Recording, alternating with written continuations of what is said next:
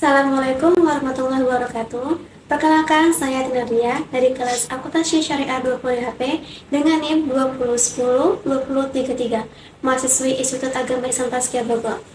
Video ini dibuat dengan tujuan memenuhi ujian akhir semester dengan dosen pengaku, Bapak Dimas Anugrah.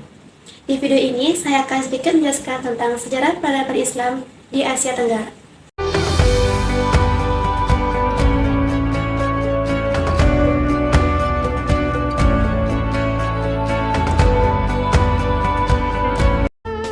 Pada masa silam, Asia adalah pusat peradaban dunia.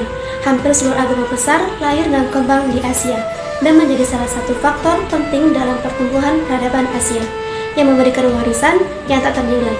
Sejauh ini, Indonesia menyandang status sebagai penduduk Muslim terbanyak di Asia Tenggara, bahkan di dunia. Padahal, Islam telah tumbuh merata di berbagai negeri di Asia Tenggara. Lantas, bagaimana awal masuknya Islam di Asia Tenggara ini?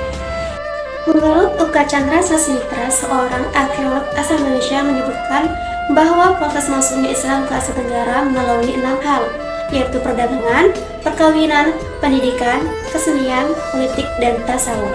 Melalui perdagangan, kesibukan lalu lintas perdagangan pada abad ke-7 hingga ke abad 16 membuat pedagang Muslim Arab, Persia, dan India turut ambil bagian dalam perdagangan dari negeri-negeri bagian barat, Tenggara, dan timur benua Asia.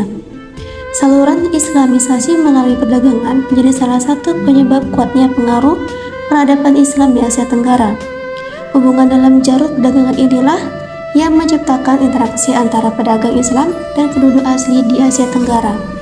Dari interaksi tersebut, kemudian muncul pengaruh yang kuat dari satu pihak pada pihak lainnya. Dalam hal ini, pihak yang memberikan pengaruh adalah para pedagang dan ulama dari Arab. Selanjutnya, melalui jalur perkawinan. Dari sudut ekonomi, para pedagang Muslim memiliki status sosial yang lebih baik daripada kebanyakan pribumi, sehingga penduduk pribumi, terutama putra-putri bangsawan, tertarik untuk menjadi istri para saudagar tersebut. Sebelum terjadinya perkawinan, mereka diislamkan terlebih dahulu. Setelah mereka mempunyai keturunan, lingkungan mereka makin luas, akhirnya timbul kampung-kampung, daerah-daerah, dan menjadi kerajaan Muslim. Yang ketiga, melalui jalur pendidikan. Islamisasi juga dilakukan melalui pendidikan, baik pesantren maupun pondok, yang diselenggarakan oleh guru-guru agama, kiai-kiai, dan ulama. Di pesantren atau pondok itu, calon ulama, guru agama, dan kiai mendapat pendidikan agama. Setelah keluar dari pesantren, mereka pulang ke kampung masing-masing atau berdakwah ke tempat tertentu mengajarkan Islam. Misalnya, pesantren yang didirikan oleh Raden Rahmat di Ampel, Denta, Surabaya, dan Sunan Giri di Giri. Kemudian melalui jalur kesenian. Islamisasi melalui kesenian yang paling terkenal adalah pertunjukan wayang. Menurut catatan sejarah, tokoh penyebar Islam yang mengambil peran melalui saluran ini adalah Sunan Kalijaga. Sunan Kalijaga adalah tokoh yang paling mahir dalam mementaskan wayang. Dia tidak pernah meminta upah pertunjukan, tetapi beliau meminta para penonton untuk mengikutinya mengucapkan kalimat syahadat. Berikutnya, melalui jalur politik. Di daerah Maluku dan Sulawesi Selatan, kebanyakan rakyat masuk Islam setelah rajanya memeluk Islam terlebih dahulu. Pengaruh politik raja sangat membantu tersebarnya Islam di daerah tersebut. Di samping itu, baik di Sumatera, Jawa, maupun di Indonesia bagian timur, demi kepentingan politik, kerajaan-kerajaan Islam memerangi kerajaan-kerajaan non-Islam. Kemenangan kerajaan Islam secara politis banyak menarik penduduk kerajaan non-Islam memeluk agama Islam. Selanjutnya, melalui tasawuf. Ajaran Islam sampai ke alam Melayu sangat dipengaruhi oleh ajaran tasawuf.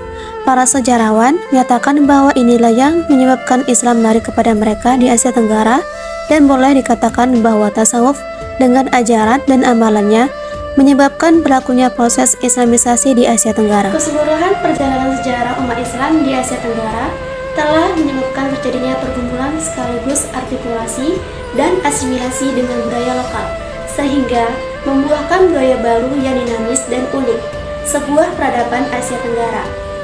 Dengan diterima Islam secara damai, maka seiring pula dengan perkembangan peradaban Islam di berbagai aspeknya. Karenanya, Asia Tenggara merupakan medan pergumulan sekaligus akulturasi dan asimilasi budaya lokal maupun antar sesama budaya non-lokal. Oleh karena itu, di Asia Tenggara lah hidup dan berkembang berbagai sistem keagamaan. Nah, bagaimana teman-teman? Apakah kalian sudah mengetahui bagaimana alur masuknya Islam ke Asia Tenggara? Semoga video penjelasan kali ini bermanfaat buat kita semua ya. Buat kalian yang sudah menonton dari awal, mohon dong untuk like, share, dan subscribe video ini. Sekian, terima kasih. Assalamualaikum warahmatullahi wabarakatuh.